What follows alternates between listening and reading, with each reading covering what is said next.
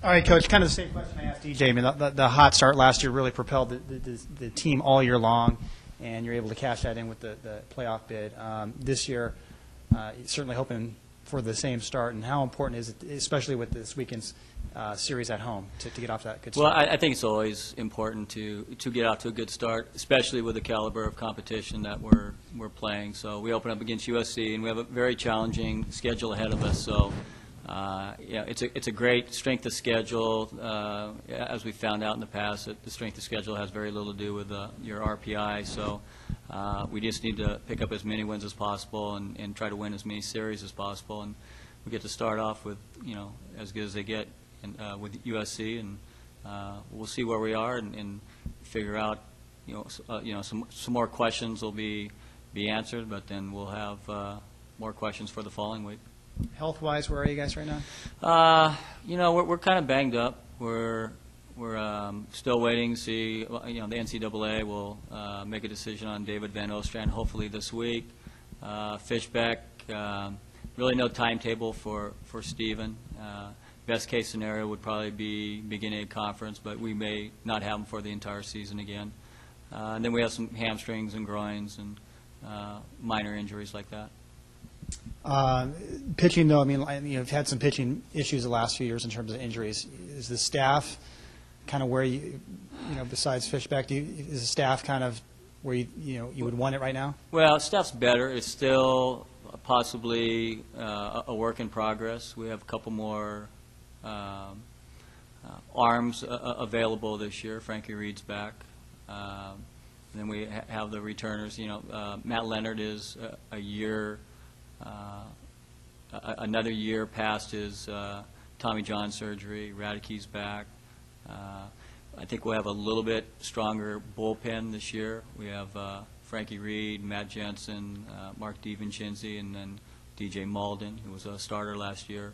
And then the starting pitching going into USC series will be Matt Leonard on Friday, Kyle Anderson on Saturday, and Mason Radice on Sunday. And we'd like to get Fishbeck into that starting rotation, put him in a Saturday role and move Kyle Anderson to a Tuesday and be really strong throughout the week. But I don't see that happening in the foreseeable future.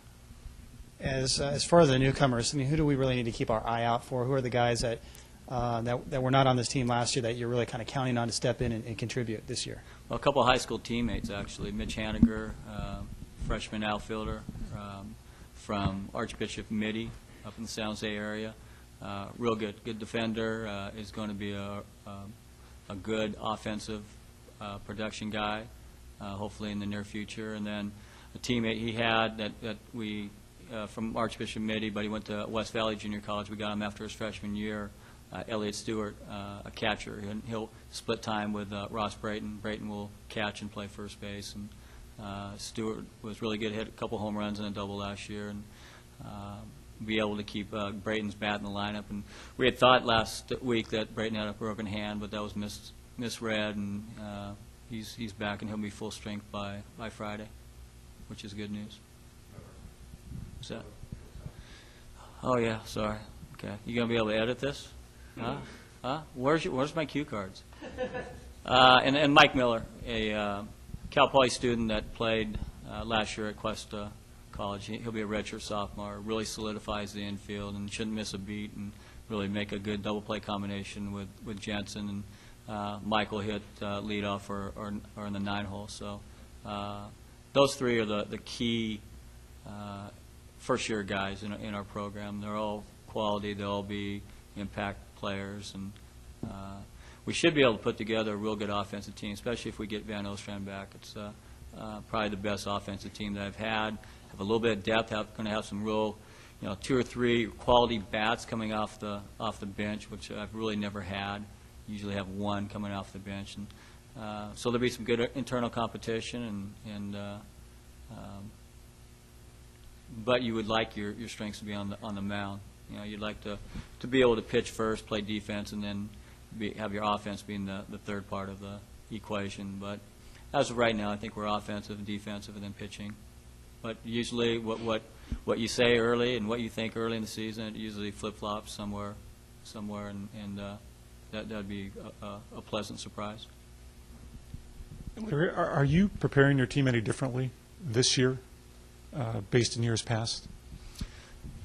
No, I mean, depending on who you have coming in that's new to the program, sometimes you have to kind of change some of your practice plans. But what's been really good this year is that there's a lot of good internal leadership, and they saw that when you work hard and do things right, both on and off the field, that success follows you. So our returners from last year have been able to install that in our incoming players, and they've really policed themselves and really done a good job of putting a good effort in the weight room, having quality practices, and taking some of the younger guys under their wing and explaining how things should be done. So I think more so just being able to get a regional berth last year broke down those mental barriers, and now our guys understand what needs to be done to get back to that. And we need to get back as soon as possible.